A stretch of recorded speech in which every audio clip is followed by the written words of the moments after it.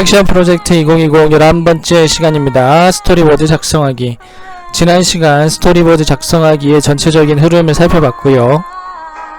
발단과 전개 과정까지 완성을 했는데요. 오늘은 이야기의 가장 정점이 되는 위기와 절정 그리고 결말 부분을 완성하는 시간을 가져보도록 하겠습니다. 스토리보드가 어떻게 작성이 되는지 겨울왕국의 모습을 잠깐 살펴보고 이야기 계속 이어가 보도록 하겠습니다. 팩션이라고 하는 것은 역사적 사실 그리고 역사적 사실을 토대로 해서 형성된 의미를 새로운 이야기로 열어가는 작업이라고 할 수 있는데요. 초반부에 우리가 역사적 특징과 역사적 사실이 가지는 의미에 대해서 살펴봤다면 후반부에 우리의 작업은 이야기가 가지는 특징과 의미에 대해서 살펴볼 예정입니다. 이야기라고 하는 것은 개인의 경험을 보편적인 이야기로 이끌어내는 작업인 동시에 아름다운 공감대를 형성해가는 과정이다라고 볼 수 있습니다. 개인은 삶을 살아가면서 무수한 경험을 하게 되죠. 그 경험이 온전히 개인 혼자의 경험이 아니라 타인과 공유할 수 있고 그것이 인간 누구에게나 공감될 수 있는 경험으로 상승시키기 위해서는 이야기라는 것이 중요한 역할을 하게 됩니다. 이야기는 근본적으로 타인과 나의 공감대를 만들어가는 과정이라고 볼 수 있는데요. 또한 그것이 상호간의 삶을 의미있게 그리고 아름답게 만들어가는 과정이라고도 볼 수 있습니다. 최근에 노벨 문학상을 받았던 루이스 글릭이라는 인물인데요. 글릭은 꾸밈없는 아름다움을 갖춘 확고한 시적 목소리로 개인의 실존을 보편적으로 나타냈다 라고 수상의 이유를 설명하고 있는데요. 시적 목소리로 시인이기도 했고요. 시적인 표현에 준하는 소설을 작성하기도 했습니다.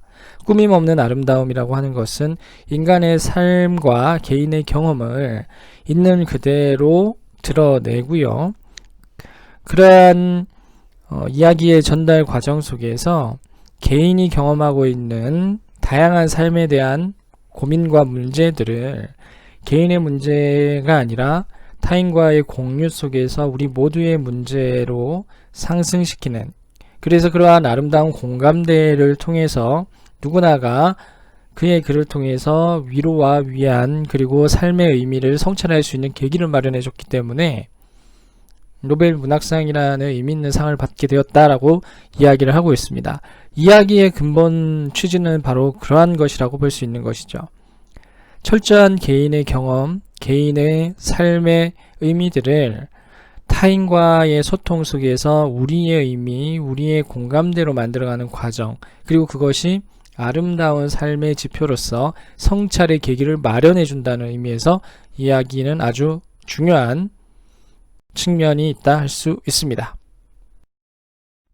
앞에서 이야기했듯이 이야기라고 하는 것은 단순한 사건을 나열하는 것이 아니라 의미 있게 자신의 경험을 보편적인 가치 혹은 공감대를 형성하는 아름다운 조건으로 만들어가는 과정이라고 할 수 있습니다. 이러한 이야기가 의미 있게 전달되고 이야기하고자 하는 사람들이 듣는 사람들에게 흥미있고 재미있게 전달하기 위해서는 이야기의 디테일한 구성의 방식들을 익혀두는 것이 필요한데요. 이야기의 구성은 3단계, 4단계, 5단계로 일반적으로 나뉘어지는데요. 우리가 활용할 구성 요소는 4단계의 구성 요소입니다.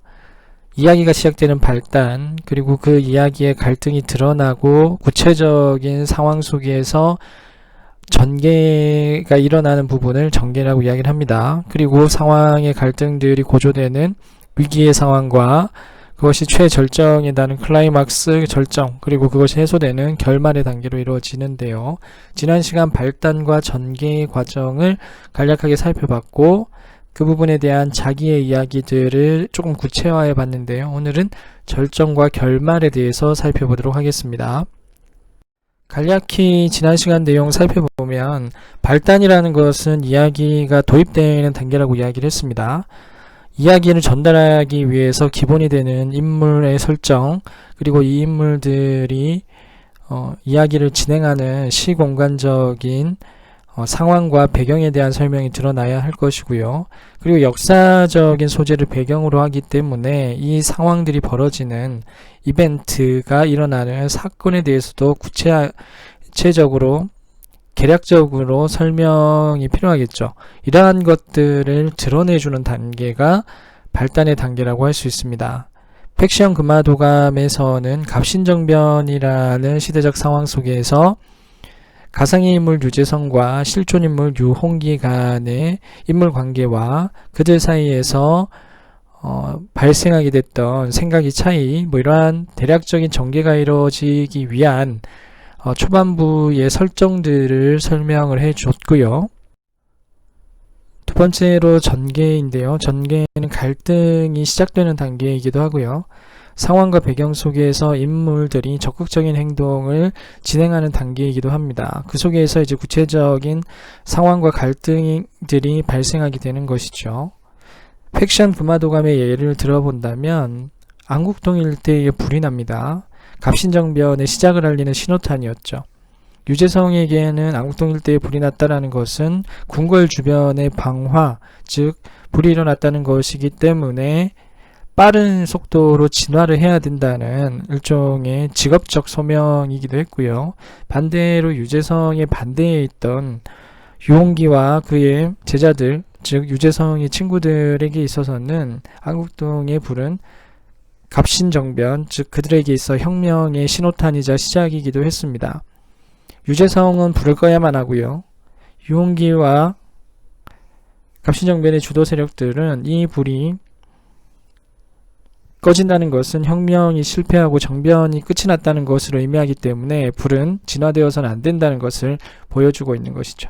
불을 끄느냐, 불이 계속해서 유지가 되느냐는 갈등의 기본 구조가 될 겁니다. 갑신정변이 이제 구체적으로 일어나고요.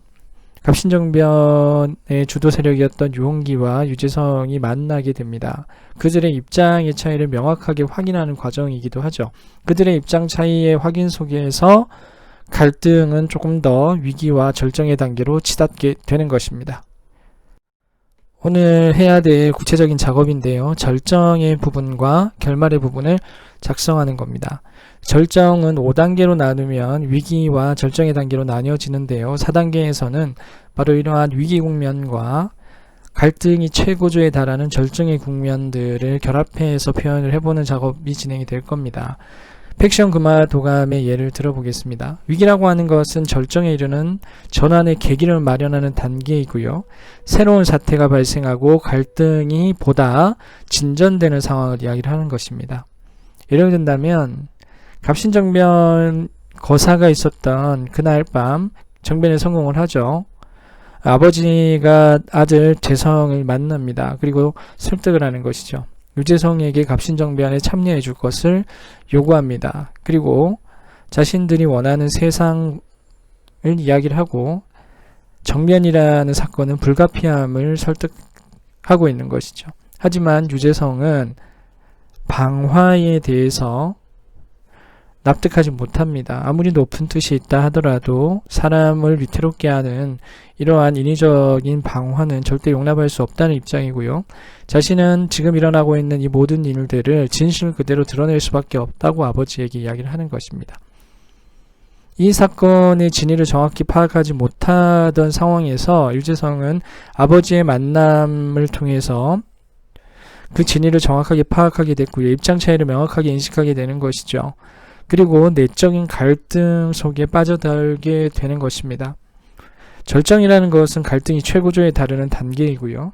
주인공의 운명이 좌우되는 것이죠. 이것을 선택하느냐 저것을 선택하느냐에 따라서 삶의 방향이 달라지는 거기 때문에 매우 고민이 되는 지점이기도 하고요. 어떻게 해결될지를 판단하기 상당히 어려운 정점이기도 합니다. 유재성이라는 인물은 내적인 갈등 속에 빠져들게 되죠. 자신의 직업적 소명을 지킬 것인가, 아니면 아버지와 친구들을 지킬 것인가에 대한 갈등입니다. 갑신정변이라는 사회적 변혁에 대해서 고민하게 되고요. 그것이 필요한 것인가, 필요하지 않은 것인가에 대한 갈등 역시 그 내면 속에서 발생하게 됩니다. 또 하나는 자신의 직업적 소명과 진실을 드러내기 위한 양심의 가치를 지켜야 되는 상황 속에서 그것을 지키게 되었을 때 아버지와 자신의 친구들이 희생당할 수밖에 없는 그 갈등 속에서 어떤 선택을 할 것이냐에 대한 아주 골치 아픈 고민을 하게 되는데요. 이러한 고민들은 결말에서 어떻게 나타나게 되는지 살펴보도록 하겠습니다. 그 전에 갈등의 양상들이 어떻게 구체화되어 장치되는지를 간단히 살펴보고 이야기해 가겠습니다. 이야기의 위기와 절정의 단계에서 이야기를 가장 매력적으로 이끌어내는 장치 중에 하나가 갈등의 장치라 할 수 있는데요.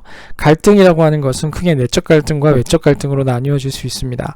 내적 갈등이라는 것은 인물의 마음 속에서 일어나는 심리적인 갈등을 이야기를 하는 것이고요. 픽션 작품 금화도감에서 비교를 해본다면 유재성이라는 인물은 자신의 직업적 소명과 아버지와 친구들의 운명 사이에서 선택을 해야 되는 아주 비극적인 선택 상황에 놓여지게 되는 거죠. 어떤 선택을 할 것인지 내면적으로 일어나는 선택의 갈등 상황이 대표적인 내적 갈등이라고 할 수 있고요. 외적 갈등이라는 것은 인물과 인물 혹은 인물과 인물을 둘러싼 외부적 요인 이라고 할 수 있습니다. 개인과 개인의 갈등의 측면이 될 수 있을 거고요. 개인과 사회의 갈등 측면이 있을 수 있을 겁니다. 그리고 더 나아가서는 개인과 운명의 갈등, 그리고 개인과 자연의 갈등인데요. 개인과 운명의 갈등, 개인과 자연의 갈등이라는 것은 더 판타지적이고 대서사시의 형태로 나타나게 되고요. 주로 개인과 개인의 갈등, 개인과 사회의 갈등에서 많은 이야기들이 이루어지는데요. 유재성이라는 인물을 살펴보면 아버지와 유재성이라는 인물의 갈등이 대립적으로 나타나게 되죠. 그들의 지향하는 세계의 차이 때문에 나타나는 갈등이라고 할 수 있고요. 개인과 사회의 갈등은 사회 구조라는 쉽게 뚫을 수 없는 어떤 장벽과 같은 현실을 돌파해 나가는 개인이 숙명적으로 받아들여야 되는 상황이라고 볼 수 있을 겁니다. 조선시대 허난설원이라는 인물이 있었는데요. 여러분들 신사임당이라는 인물에 비해서 훨씬 덜 알려진 인물이죠. 신사임당이 조선시대 사회의 질서를 가장 잘 지켰던 상징적인 인물이라면 허난설원이라는 인물은 동시대 인물인 동시에 그 시대를 타파하고 새로운 여성으로서 자유롭게 살고자 했었던 문제적 인물이기도 했었습니다. 허난설은 허균의 누나였고요. 조선이 여성들에게 억압하는 그런 봉건적 굴레를 벗어나고자 했었던 개인이기도 했습니다. 하지만 쉽지는 않았었죠. 그의 글들을 보면 지금 현대사회에서 매우 의미있고 혁명적인 글들인데요. 그 시대는 그를 결코 용납하지 못했었던 것이죠. 바로 이러한 갈등의 요소들이 개인과 사회의 갈등, 사회 구조 혹은 운명과의 갈등이라고도 볼 수 있습니다. 이러한 갈등의 장치를 어떻게 만들어내느냐가 이야기의 승부수가 될 수 있을 것인데요. 여러분들도 그 갈등의 요소들을 잘 활용해 주셨으면 합니다. 위기와 절정의 국면을 넘어서게 되면 이야기의 마지막인 결말의 단계에 접어들게 되는데요. 그동안 얽혀있던 갈등들이 해소되며 사건이 끝나는 단계이기도 합니다. 얽히고 얽힌 주인공의 운명이 결정되고 뚜렷하게 의미가 드러나게 되는 시기이기도 한데요. 작가의 의도와 마지막으로 던지고자 하는 메시지가 분명해지는 시점이기도 하죠. 해피엔딩일 수도 있고요. 비극일 수도 있고요. 열린 결말일 수도 있을 겁니다. 어떤 결말을 택하느냐에 따라서 이야기는 상당히 다른 울림으로 청자에게 전달이 될 텐데요. 픽션 금화도감의 결말 부분을 간단하게 살펴보도록 하겠습니다. 금화도감에서 결말의 부분은 절정의 위기에서 유재성은 내적인 갈등과 외적인 갈등 속에 놓여져 있었죠. 아버지를 택할 것인가, 자신의 양심을 택할 것인가, 직업적 소명을 택할 것인가, 시대의 요구라고 불려지는 혁명의 성공을 택할 것인가. 그는 어떤 것을 선택을 하더라도 비극적 요소가 남겨져 있는 상황이었죠. 그는 자신의 직업적 소명을 택하고요. 그 사건을 있는 그대로 진실로 드러내려고 노력을 합니다.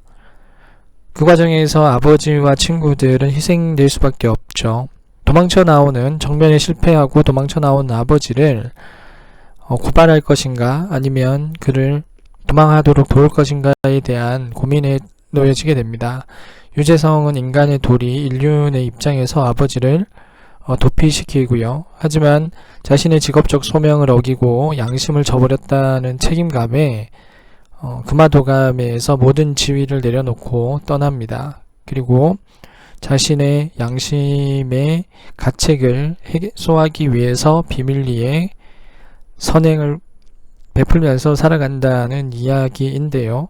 여기서 결말은 두 가지에 얽힌 갈등의 구조를 자신만의 방법으로 해소를 하고 나름대로의 해피엔딩으로 이야기는 맺어지 됩니다. 이처럼 결말이라고 하는 것은 갈등이 풀어지는 국면이고요. 자신이 하고자 하는 이야기와 같이 이러한 것들이 충분히 담겨지는 부분이라고도 볼 수 있습니다.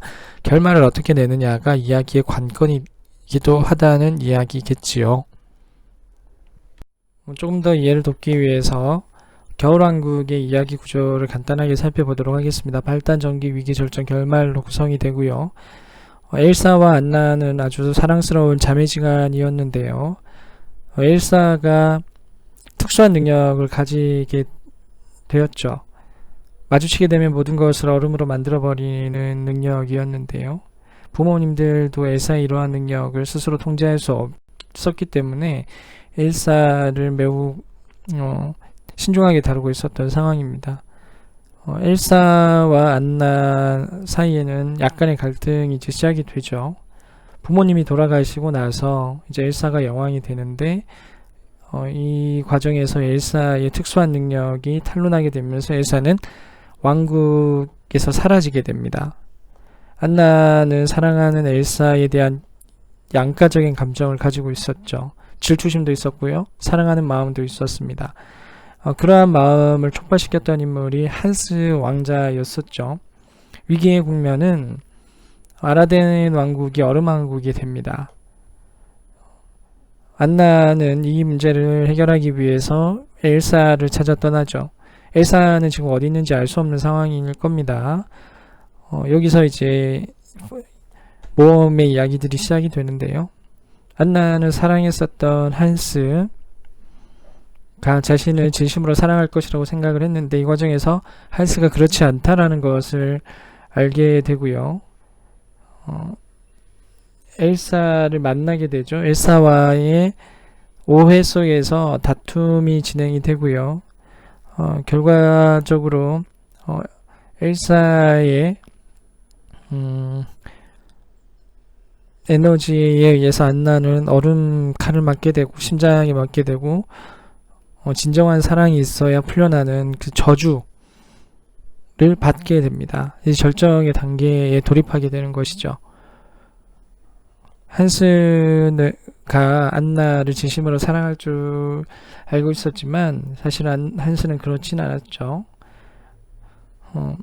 결국 결말에 가서는 엘사의 눈물에 의해서 안나는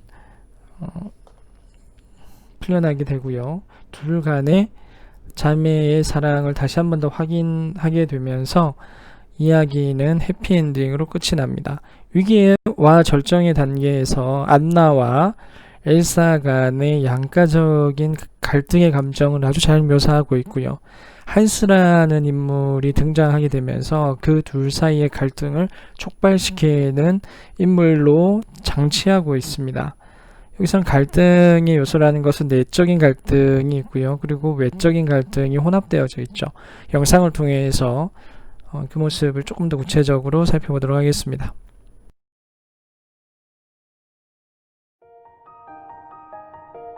눈과 얼음 결정의 이미지로 시작해 얼음을 캐는 노래로 이어지는 영화의 오프닝. 노래는 얼음이 어떻게 만들어지는지부터 Born of cold and winter air and mountain rain combining. 얼음이 가진 특징들을 이야기합니다. Beautiful, powerful, dangerous. Cold, ice has a magic and be controlled. Stronger than. 다시 말해 아름다움과 동시에 위험도 있는 게 얼음이라 말합니다. 영화 초반에 눈과 얼음을 보여주는 만큼 이 영화에서 얼음과 눈의 특징들은 굉장히 중요하게 작동합니다. 이 영화의 원제목은 프로즌입니다. 프로즌은 얼어붙은이라는 뜻을 가진 단어입니다. 그리고 이 영화에 나오는 눈과 얼음의 마법이나 올라프, 눈괴물들은 얼어붙은이라는 뜻을 가진 영어 단어 프로즌으로 묶입니다. 이 얼어붙은 것들에겐 하나의 공통점이 있습니다. 하나하나가 모두 엘사의 마음을 표현해 준다는 겁니다. 먼저 얼음 마법엔 위엄과 아름다움이 있습니다. There is beauty in it, but also great danger. 이건 엘사의 마음에 있는 공포, Fear will be your enemy. 그리고 사랑으로 대응됩니다. Love. Of course. Elsa? Love. 얼음 마법은 공포를 느끼면 날카롭고 거칠어져 위험해지고 사랑을 느끼면 포근하고 아름다워집니다. 엘사는 문을 닫아버리는 행동으로 마음을 닫아버리지만 안나가 찾아왔을 때 반갑게 맞이하던 것처럼 한편으로 안나와 함께하고 싶은 마음이 공존합니다. Whoa. He's just like the one we built as kids. Yeah. 안나를 엘사에게 인도하는 올라프는 Do you know where she is? Yeah, why? 그런 엘사의 마음이 만든 프로즌입니다. So come on! Elsa's this way. Hi, everyone. I'm Olaf, and I like warm hugs. 올라프가 포옹을 좋아하는 이유도 Hi, I'm Olaf, and I like warm hugs. 이런 엘사의 마음이 반영됐기 때문입니다. 그 반대로 안나와 거리를 두려는 엘사의 마음은 얼음 괴물입니다. We should go. No, I'm not leaving without you, Elsa. Yes, you are. 이 프로즈는 마치 엘사처럼 이야기하며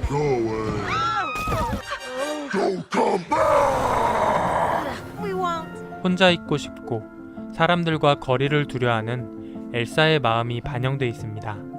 그래서 안나와 함께하고 싶은 엘사의 마음인 올라프를 안나와 거리를 두려는 엘사의 마음인 얼음 괴물이 쫓아내는 이 장면은 엘사의 마음속 갈등과 맞물려 있습니다. 안나와 함께 있고 싶은 마음보다 안나와 거리를 두겠다는 마음이 더 컸기 때문에 눈괴물은 올라프를 쫓아내게 됩니다. 이처럼 모든 얼어붙은 것들, 프로즈는 엘사의 마음을 표현해줍니다. 그런데 만약 엘사가 불의 마법을 사용했다면 어땠을까요? 영화에서 프로즈는 마음을 표현하기 때문에 엘사가 불의 마법을 사용했다면 얼어붙은 마음을 불의 마법으로 따뜻하게 녹인다는 이야기로 진행됐을지도 모릅니다. 하지만 엘사는 얼음 마법을 사용하고 그 능력을 끝까지 잃지도 않습니다.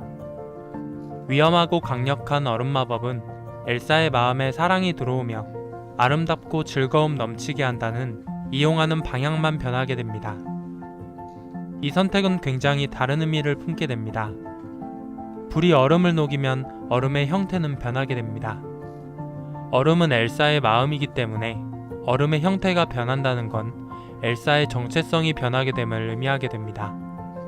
반면 얼음의 형태는 변하지 않고 사용하는 방향만 달라지는 건 나다움은 그대로 두며 나다움을 이용하는 방향만 달라지는 걸 의미합니다. 이런 주제는 엘사가 입고 다니는 옷을 통해 보여집니다. 엘사는 자신을 숨기기 위해 장갑과 옷을 입고 다닙니다. The gloves will help. See? Conceal it. Don't feel it. Don't let it show. 그리고 더 이상 숨기지 않고 나답게 살 거라며 장갑을 던져버리고 옷을 갈아입습니다. 이때부터 엘사는 자신의 정체성을 가장 잘 보여주는 자신이 만든 옷을 입고 다닙니다. 그리고 많은 게 변해도 나다움을 표현해주는 그 옷만은 그대로 입고 있습니다. 얼어붙은 마음도 사랑만 있다면 얼어붙은 채로 충분히 아름다워질 수 있고, 얼어붙은 마음도 자신의 마음이기 때문에 나를 억지로 변화시킬 필요도 없을지 모릅니다. 얼어붙은 마음도 가장 나다운 마음일 수 있고, 우리의 마음이 어떤 형태이든 절정과 결말의 단계에 대해서 이야기를 해보았는데요. 오늘은 여러분들 발단 전개 과정에서 연결시켜서 절정과 결말의 단계를 완성하는 시간을 가져보도록 하겠습니다.